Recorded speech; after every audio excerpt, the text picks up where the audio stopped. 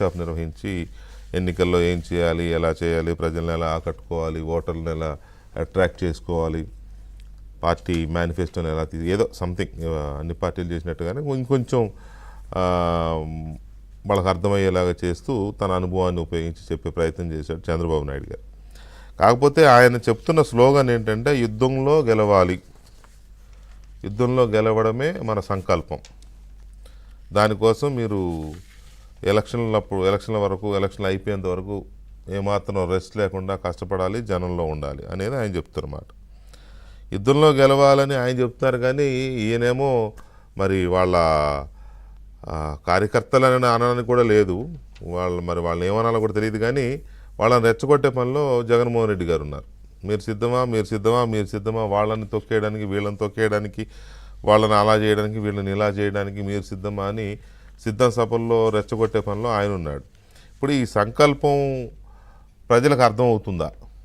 యుద్ధంలో గెలవాలి అని ఈ కూటమి తెలుగుదేశం, జనసేన అండ్ బీజేపీ కూటమి తీసుకున్న సంకల్పం ఎందుకు, ఇది రాష్ట్రం కోసం, ప్రజల కోసం అనే దాని వాల్యూ ఓటర్లకి ప్రజలకు అర్థమవుతుందా లేదా అనేది ఒక పాయింట్ అయితే, ఈ సిద్ధం సిద్ధం అని చెప్పి వాళ్ళ మీదకి వీళ్ళ మీదకి ఎగదోస్తూ మీడియా మీదకి, ప్రజల మీదకి, లేకపోతే కొన్ని సామాజిక వర్గాల మీదకి ఒక క్రియేట్ చేసి, ఒక నెగిటివిటీ క్రియేట్ చేసి ప్రజల్ని ఒక మత్తులోకి నెట్టేసే ప్రయత్నం జరుగుతుంది కదా.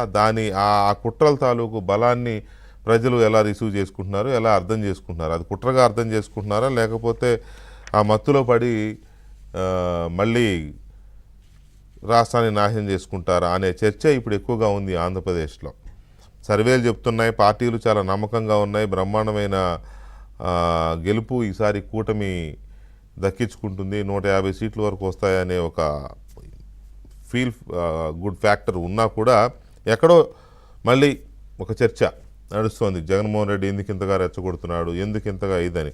అఫ్కోర్స్ కొన్ని సందర్భాల్లో పోతుందని తెలిసి కూడా చివరి నిమిషం వరకు మేకపోతు గాంభీర్యాన్ని ప్రదర్శిస్తారు రాజకీయ నాయకులు, అది వేరే విషయం అనుకోండి.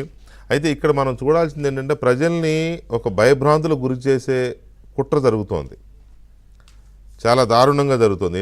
విచిత్రం ఏంటంటే ఎలక్షన్ కమిషన్ అదుపులోకి వచ్చేసిన తర్వాత కూడా రాష్ట్ర పరిపాలన, శాంతి భద్రతలు, ఎవ్రీథింగ్ ఎలక్షన్ కోడ్ వచ్చిన తర్వాత వాళ్ళ చేతుల్లోకి వెళ్ళిపోతుంది. అయిన తర్వాత కూడా విపక్ష పార్టీల కార్యకర్తల మీద, ప్రత్యేకించి టీడీపీ అండ్ జనసేన నాయకులు, కార్యకర్తల మీద విచ్చలవిడిగా దాడులు జరుగుతున్నాయి.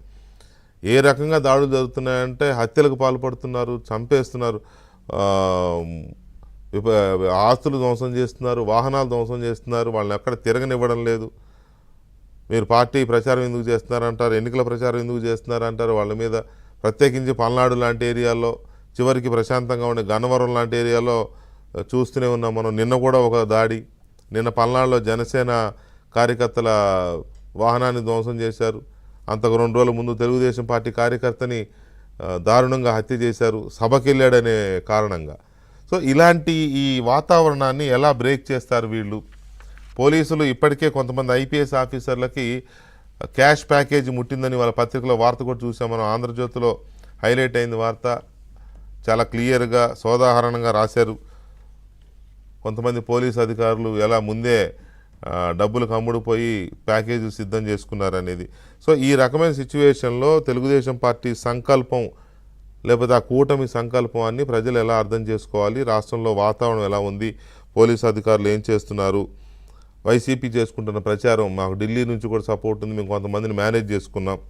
మేనేజ్ అంటే బీజేపీ నాయకులని అనను, కానీ కొంతమందిని, అది ఎలక్షన్ కమిషన్లో అధికారులు ఏమన్నా ఉన్నారా, లేకపోతే ఇంకేదన్నా కాస్త ఇన్ఫ్లుయెన్స్ చేసే వాళ్ళని ఎవరినన్నా వీళ్ళు పట్టుకున్నారో తెలియదు, కానీ ఒక ప్రచారం అయితే చేసుకుంటున్నారు, మాకు పైనుంచి నడిపించే వాళ్ళు ఉన్నారు మాకు అని. మరి అందులో నిజమేంత అనేది కూడా మనం చర్చించాల్సిన అవసరం ఉంది. చర్చలో మనతో పాల్గొంటున్నారు సోషల్ యాక్టివిస్ట్, అలాగే పొలిటికల్ అనలిస్ట్ మధుసూదన్ రెడ్డి గారు, అలాగే తెలుగుదేశం పార్టీ జాతీయ అధికార ప్రతినిధి జీవి రెడ్డి గారు, అండ్ ఆంధ్రప్రదేశ్